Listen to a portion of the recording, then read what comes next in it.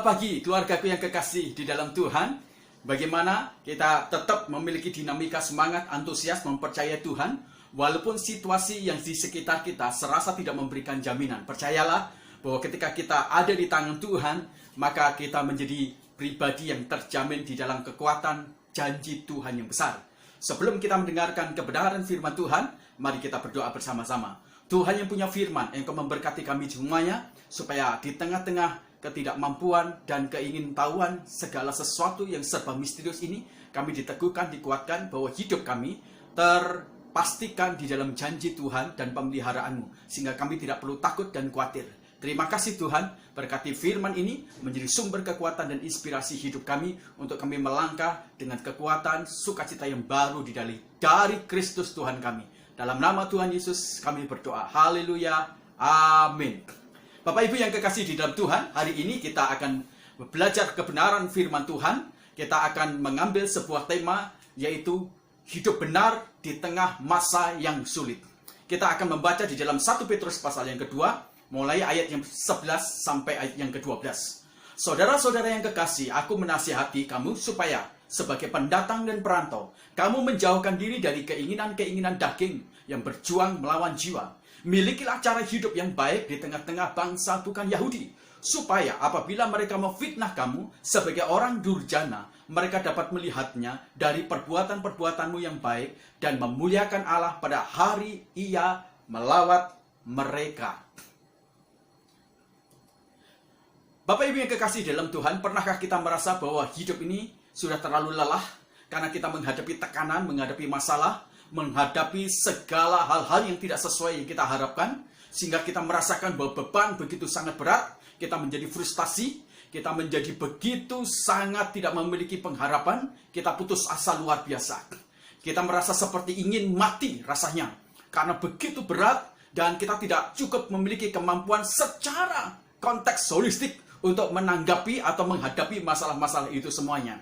Dan tidak heran pada waktu kita menghadapi masalah-masalah yang sangat berat, kita seringkali mengambil jalan pintas, kita menghalalkan segala cara supaya kita bisa mencukupi kebutuhan hidup.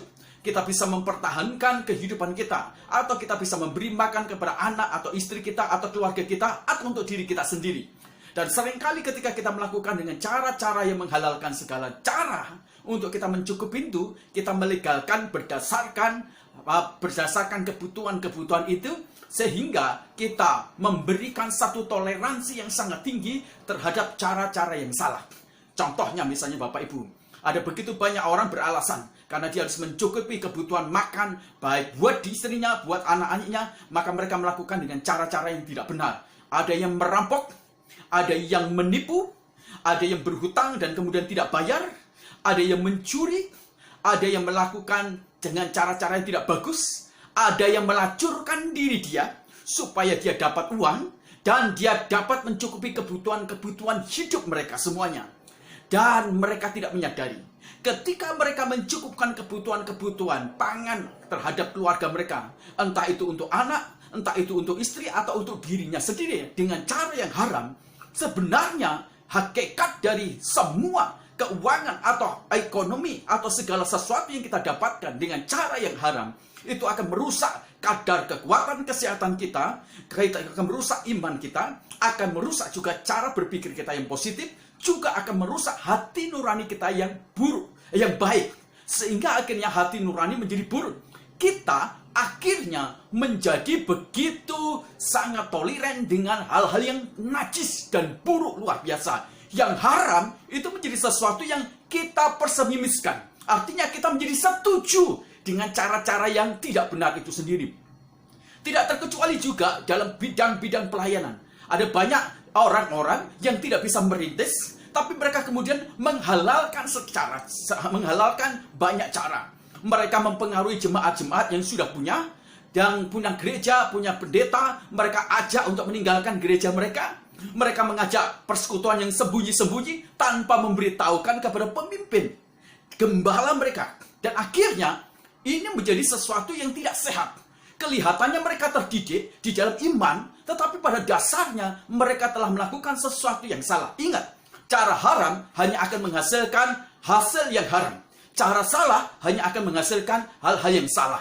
Nah, Bapak Ibu yang kekasih di dalam Tuhan, seringkali juga terjadi dalam kehidupan kita ketika kita menghadapi COVID-19, ada banyak orang-orang menghadapi cara hidup dengan cara yang tidak halal. Akhirnya, kita menjadi pribadi-pribadi yang terus-menerus menghalalkan segala cara. Nah, surat Petrus ini ditulis oleh Rasul Petrus kepada jemaat-jemaat pendatang atau perantau atau orang asing yang tidak berada di posisi tempatnya. Surat Petrus ini ditulis kepada jemaat-jemaat yang sedang menghadapi masalah yang sangat kuat, masalah yang sangat pelik. Mereka menghadapi tekanan dan penderitaan yang luar biasa. Mereka menghadapi penderitaan oleh karena mereka hidup dan benar dan hidup baik. Mereka ditekan sedemikian rupa.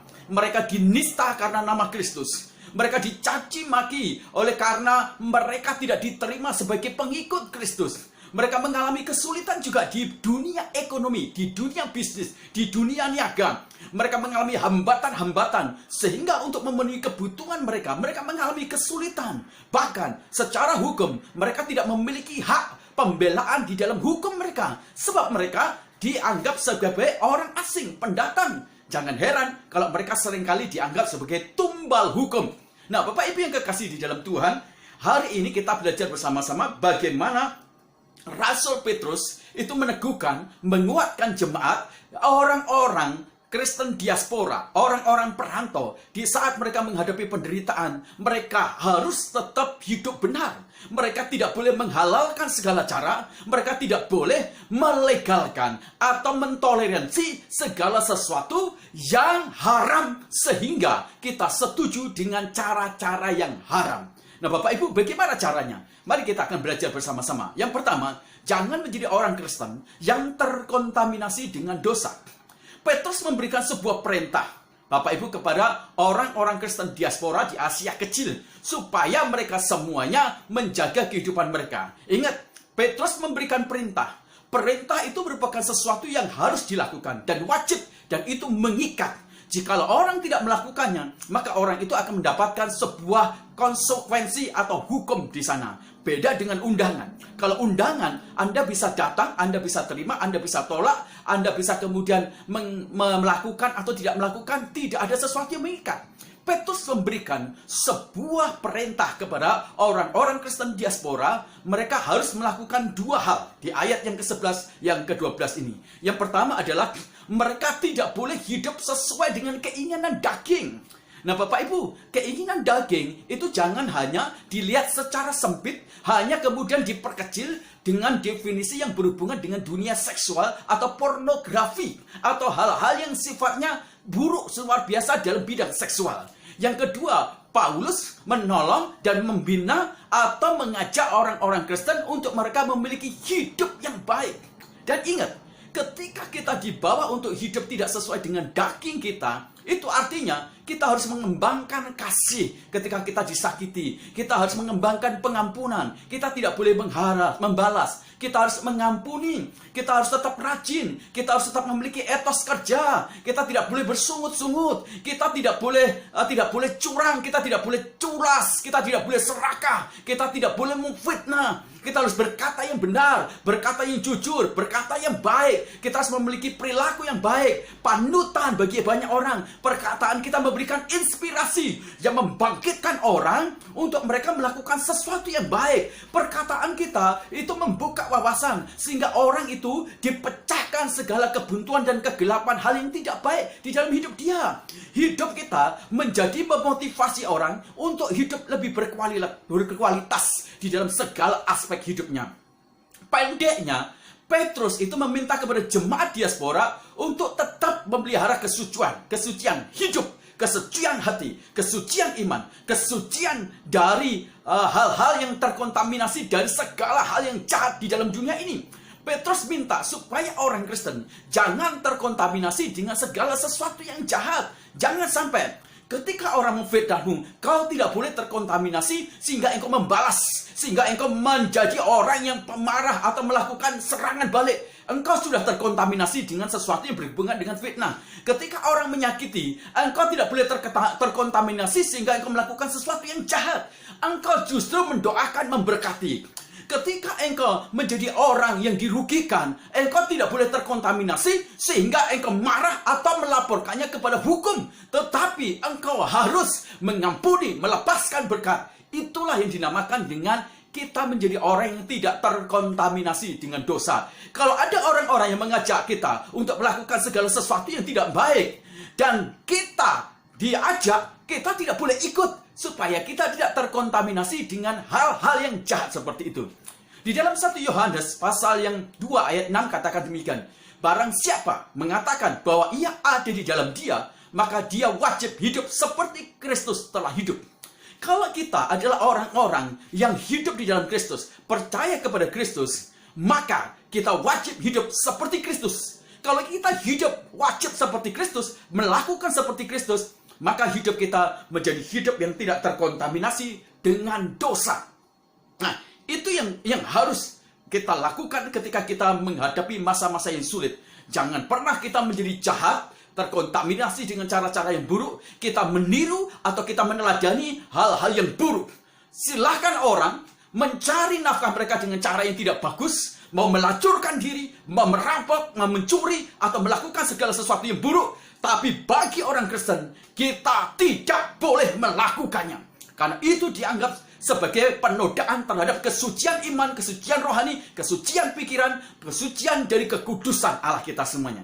Nah, kalau kita melakukan dua hal ini, kita melakukan untuk kita tidak terkontaminasi hal jahat, maka ada dua hal yang penting yang akan kita dapatkan. Yang pertama adalah kita menjadi orang Kristen yang disebut sebagai corpus delictis. Apa itu? Adalah orang-orang Kristen yang menjadi titik pembeda antara orang dunia dan orang yang tidak percaya sama Tuhan. Antara orang yang menjaga kebenaran dan orang yang tidak menjaga kebenaran. Pendeknya satu rangka sederhana begini. Kalau ada orang lain yang tidak baik, maka orang Kristen menjadi titik pembeda menjadi orang yang baik. Kalau ada orang yang pelit, maka orang Kristen menjadi orang yang suka memberi, bermurah hati. Kalau orang lain menjadi najis, maka orang Kristen menjadi titik pembeda sebagai orang yang suci. Kalau ada orang lain yang suka memfitnah, maka ada orang Kristen yang menjadi titik pembeda. Mereka suka memberkati, mereka suka mengucap syukur, mereka suka untuk memperkatakan perkataan yang bagus luar biasa. Kalau ada orang-orang yang melakukan penipuan, kita menjadi orang Kristen yang jujur, yang tidak pernah culas, yang tidak pernah menipu atau berbohong atau berdusta. Pendeknya begini, ketika kita bicara tentang corpus delictus, berarti kita mempertegas posisi jahat dan posisi baik. Posisi yang benar dengan posisi yang salah. Posisi yang suci dengan posisi yang najis. Itu adalah posisi yang mempermanenkan jati diri kita sebagai corpus delictis. Yang kedua, dampaknya ketika kita hidup tidak terkontaminasi dengan dosa adalah orang Kristen itu menjadi marturia. Apa itu? Menjadi kesaksian. Orang Kristen itu menjadi surat-surat Kristus yang dapat dilihat, dapat dibaca, dan mereka meneladani. Ketika engkau bekerja, Yesus ada di sana. Yesus dilihat di sana. Ketika engkau berkeluarga, Yesus dilihat di sana. Yesus ditampilkan di sana. Ketika engkau mendidik, ketika engkau belajar, Yesus ditampilkan di sana. Aspek seluruh kehidupan kita itu menyatakan kesaksian tentang Yesus Allah kita, yang menebus kita, yang menyucikan kita, yang menguduskan kita, yang membawa kita dalam pertobatan-pertobatan dan di dalam kebenarannya. Itu yang luar biasa. Jadi yang pertama, bagaimana supaya kita bisa hidup benar di tengah masa sulit ini? Jangan menjadi orang Kristen yang terkontaminasi dengan dosa atau kejahatan. Itu yang pertama. Yang kedua, jadilah orang Kristen yang tunduk dan taat pada otoritas. Petrus bergerak maju lagi. Dia memberikan sebuah edukasi kebenaran kepada orang-orang Kristen diaspora. Betul bahwa mereka menghadapi satu tekanan dan perlakuan yang tidak baik dari masyarakat, juga dari pemerintah mereka.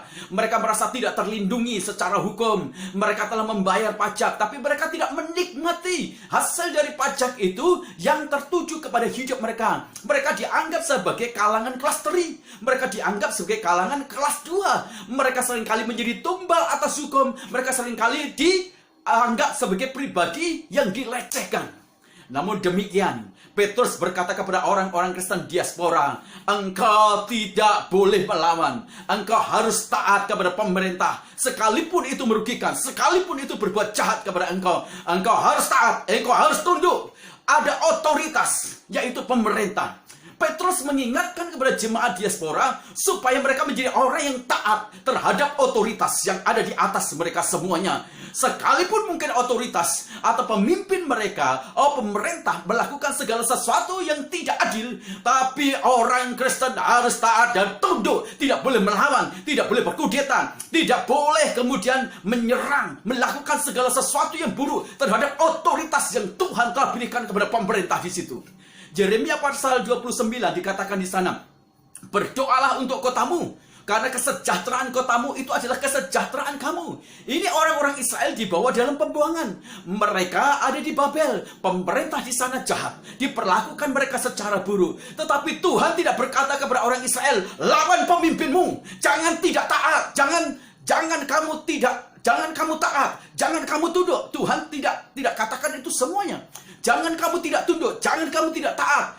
Artinya Bapak Ibu, Tuhan berkata justru kepada orang Israel yang dalam tekanan oleh pemerintah, oleh otoritas yang tidak baik, untuk mereka tetap tunduk, untuk mereka tetap taat. Kalau kita bicara tentang taat, tidak ada alasan, tidak ada argumentasi, tidak ada negosiasi. Di sana ada satu absolut, taat, tunduk. Sekalipun itu bertentangan dengan hati kita, sekalipun itu bertentangan dengan keadilan, taatlah. Untuk mengalahkan kebatilan, untuk mengalahkan ketidakadilan, bukannya kita memberontak, bukannya kita melawan balik, bukan kita menjadi orang oposisi, bukan artinya kita demo. Tidak akan pernah kita bisa mengubah otoritas yang tidak baik menjadi baik dengan cara kita kudeta, dengan cara kita melawan, dengan cara kita berlaku buruk. Alkitab berkata tunduk pada otoritas, taat pada otoritas. Dan ingat prinsip ini, ketundukan itu menghasilkan kemenangan. Ketundukan itu menghasilkan simpati dan positif. Ketundukan itu menghasilkan berkat.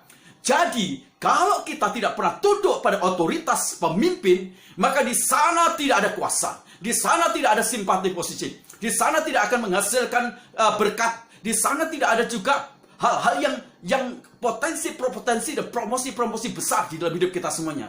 Ingat, Yesus itu taat, tunduk sampai mati. Dan akhirnya dia mendapatkan kemuliaan. Tidak ada satu perdebatan ketika Yesus harus taat dan tunduk kepada Bapa dia. Tidak ada negosiasi. Tidak ada sesuatu alibi apapun juga yang dilontarkan oleh Yesus. Karena ketaatan dalam hukumnya itu adalah wajib dan pasti dan harus dilakukan. Nah, ketundukan pada otoritas, di salah satunya adalah pemerintah, itu menjadikan orang Kristen itu menjadi orang Kristen yang nasionalis. Dia cinta bangsanya, dia cinta negerinya, dia cinta masyarakatnya. Sekalipun mungkin dia tidak diperlakukan dengan tidak baik, tapi ketundukan pada otoritas pemerintah itu yang menjadikan orang Kristen itu menjadi nasionalis. Kita ini adalah orang Indonesia yang beragama Kristen, bukan orang Kristen yang ada di Indonesia. Itu jauh berbeda. Kita ini adalah orang Indonesia. Kalau kita tahu orang Indonesia, maka kita harus mencintai pemerintah kita, negara kita. Kita harus menghormati, tunduk, taat pada otoritas. Itu menjadi sesuatu yang penting di dalam hidup kita semuanya. Di dalam Filipi pasal yang kedua, ayat yang ke-8. Dalam keadaan sebagai manusia, ia telah merendahkannya dan taat sampai mati. Bahkan sampai mati di atas kayu salib. Bapak Ibu, Yesus, dia begitu melakukan ketaatan dan ketundukan pada satu otoritas. Bapa dia yang di surga. Otoritas itu memberikan kepada kita semuanya sebuah kuasa. Otoritas itu juga memberikan kepada kita semuanya pada akhirnya pengikut. Otoritas itu juga memberikan kepada kita semuanya berkat. Otoritas itu juga kemudian memberikan kepada kita semuanya ada begitu banyak potensi-potensi dan promosi-promosi yang hebat di dalam kehidupan kita semuanya. Bapak Ibu, kalau kita membaca di Mazmur pasal 133, di sana dikatakan, kalau ada persekutuan, kalau ada kesatuan, itu digambarkan seperti minyak yang jatuh di kepala Harun. Ingat, dari kepala dulu. Kepala itu adalah otoritas. Nah, baru kemudian kejanggut jubahnya dan turun memberkati orang-orang yang ada di bawah dia. Di mana tidak ada ketundukan pada otoritas, di sana tidak ada berkat yang datang dari atas. Di sana tidak ada tercurah minyak yang menjadi berkat rohani, berkat jasmani dalam hidup kita semuanya. Otoritas itu diberikan Tuhan. Pemerintah kita itu otoritas tidak datang dari jabatan, tidak datang dari akademik, gelar akademik. Otoritas itu datang dari Tuhan. Itu sebabnya kita harus taat dan tunduk pada sebuah otoritas yang telah Tuhan tentukan dalam hidup kita semuanya. Bapak Ibu yang kasih dalam Tuhan, Allah itu memberikan otoritas kepada pemimpin kita. Bagaimanapun caranya mereka memimpin, kalau mereka tidak adil, kita tetap harus tunduk pada otoritas itu semuanya. Jangan lawan, Bapak Ibu yang kekasih di dalam Tuhan. Gereja, pemimpin yang memiliki otoritas itu adalah pendeta atau gembalamu. Jikalau engkau melihat segala sesuatu yang mungkin tidak sesuai, tapi engkau melawan, tapi kau tidak doakan, engkau tidak tunduk, engkau tidak taat, itu yang akan membawa kita kepada satu bencana yang luar biasa. Karena ketika kita melawan otoritas atau pemimpin yang telah ditentukan Tuhan, itu berarti kita melawan kepada Tuhan. Tidak peduli, siapapun juga, dia mungkin salah. Tapi kalau kita lawan, itu menjadi sesuatu yang salah. Tapi kita harus menegur dia. Kita harus mendampingi dia. Kita harus mendoakan dia semuanya, Bapak Ibu. Ingat, Bani Korah, Datan, dan Abiram, ketika dia melihat otoritas dari Musa, dia menganggap remeh. Dan akhirnya mereka berkelompok. Diam-diam mereka tanpa konfirmasi dengan Musa, mereka membangun satu aliansi, membangun satu kelompok. Mereka bersama-sama mempengaruhi orang-orang untuk berlaku buruk dan tidak percaya kepada Musa. Apa yang terjadi? Begitu Tuhan tahu ada Bani, Datan, Korah, dan Abiram, mereka melawan otoritas kepada pemimpin rohani bangsa Israel yang telah dia pilih, maka Tuhan menghukum mereka semuanya. Bumi dibuka dan kemudian bumi menelan mereka hidup-hidup. Bapak Ibu jangan takut. Ketika orang diberikan otoritas dan orang itu kemudian melakukan sesuatu yang buruk dan semena-mena dengan otoritasnya, maka Bapak Ibu doakan mereka, pemimpin atau otoritas itu semuanya, maka Tuhan yang akan bertindak. Tuhan akan menghancurkan orang itu. Bapak Ibu, Nebukadnezar, salah satu pemimpin dunia yang juga pernah memenjarakan atau membawa bangsa Israel. Dia begitu sangat otoriter, dia melakukan otoritasnya dengan tidak bagus, maka Tuhan menjadikannya gila. Saul memiliki otoritas, tetapi dia melawan pada kebenaran firman Tuhan, Tuhan singkirkan. Simpson. Jadi, kalau orang-orang yang memiliki otoritas yang datang dari Tuhan, tapi kemudian dia bermain-main dengan otoritas itu, maka Tuhan sendiri yang akan menghancurkannya. Jadi, ingat, kalau kita ingin menjadi orang Kristen yang hidup benar di tengah masa sulit, sehingga kita bisa menikmati segala berkat yang datang dari Tuhan, jangan pernah kita tidak taat dan tidak tunduk pada satu otoritas yang Tuhan telah tentukan di dalam kehidupan kita. Di bangsa Indonesia ini ada presiden kita Jokowi, kita harus taat dan tunduk kepada pemimpin otoritas kita. Di gereja kita semuanya ada gembala, Anda semuanya juga harus tunduk. Kalau Anda semuanya melihat satu gembala yang mungkin tidak memiliki kebaikan, Anda yang bisa doakan, Anda bisa nasihatinnya. Nah Bapak Ibu, itu yang kedua. Yang terakhir Bapak Ibu yang kekasih di dalam Tuhan,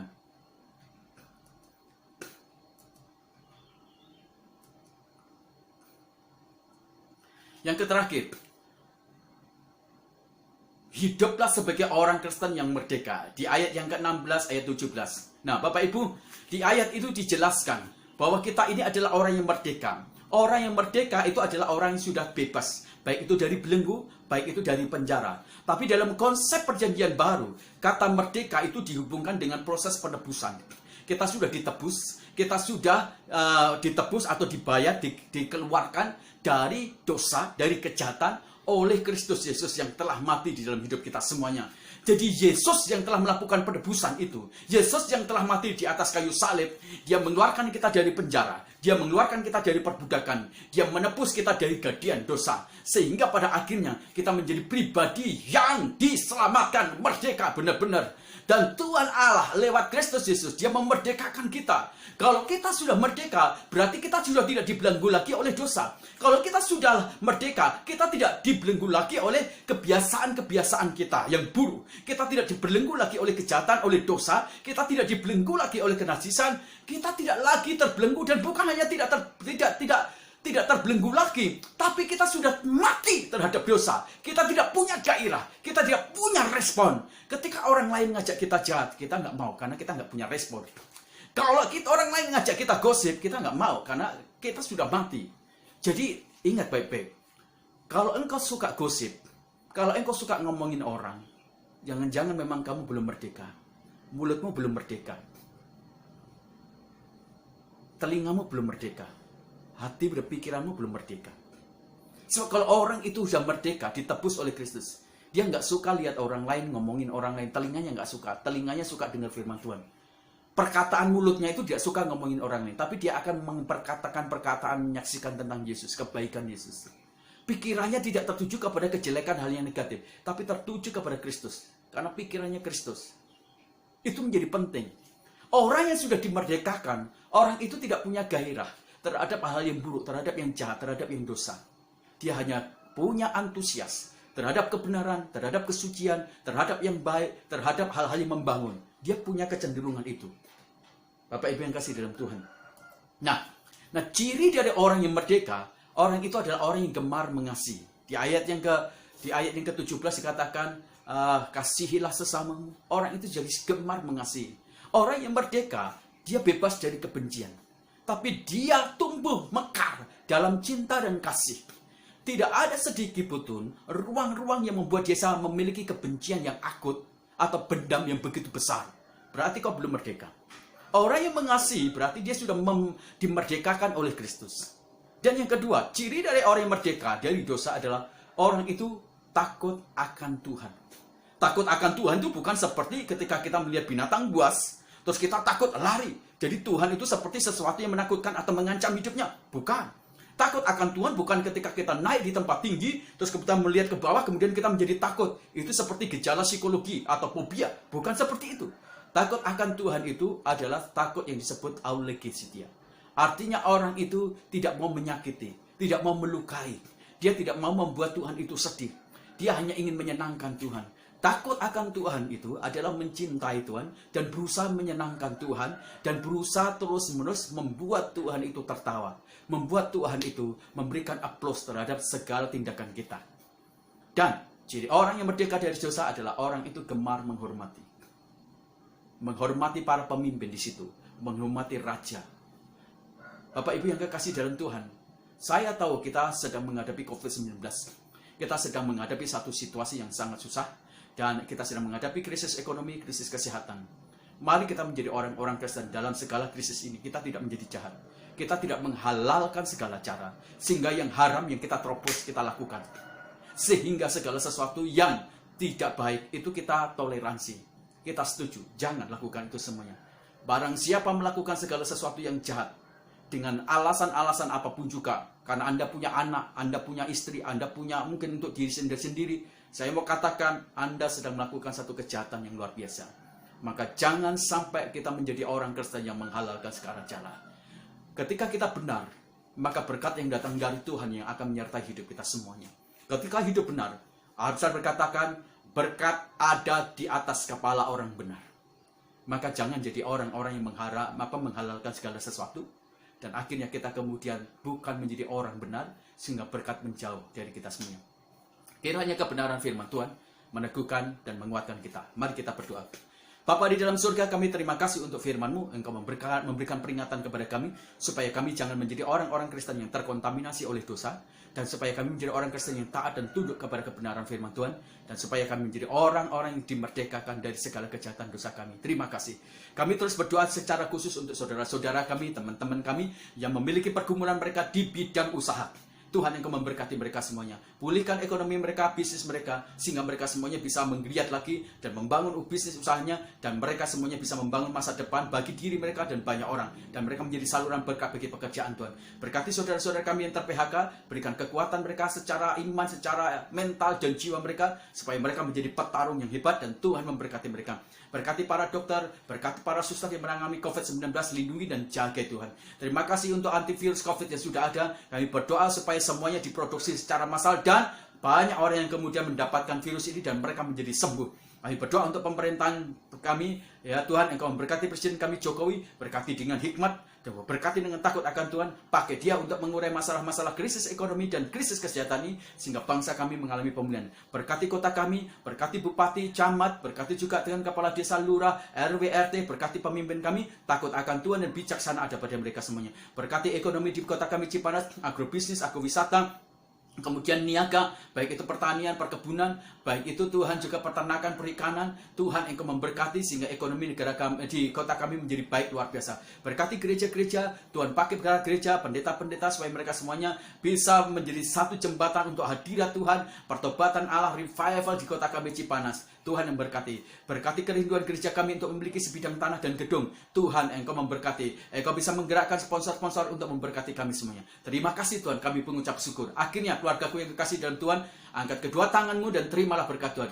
Kasih sayang dari Allah Bapa kita lewat anaknya Tuhan Yesus Kristus yang telah mati di atas kayu salib, menebus segala dosa kita, dan persekutuan dengan Roh Kudus yang menguduskan kita sehingga kita tak bercacat celah. Tuhan memberkati kita semuanya. Itulah sebabnya Tuhan memberkati suamimu, Tuhan memberkati istrimu, Tuhan memberkati anak-anakmu dan semua orang yang tinggal di dalam keluargamu. Tuhan memberkati. Tuhan memberkati usahamu, apa saja yang dikerjakan oleh kedua tanganmu dibuat menjadi berhasil karena Tuhan menyertainya. Tuhan memberkati masa depanmu dan kesehatanmu. Keluar masukmu engkau hanya bisa menemukan pintu berkat Tuhan saja. Damai sejahtera dari Allah Bapa menyertai kita mulai hari ini sampai selama-lamanya. Pulang dengan berkat rohani dan berkat jasmani, bagikan dan beritakanlah Injil, maka Tuhan akan menyatakan tanda-tanda ajaib dalam hidupmu. Dalam nama Tuhan Yesus kami berdoa. Haleluya.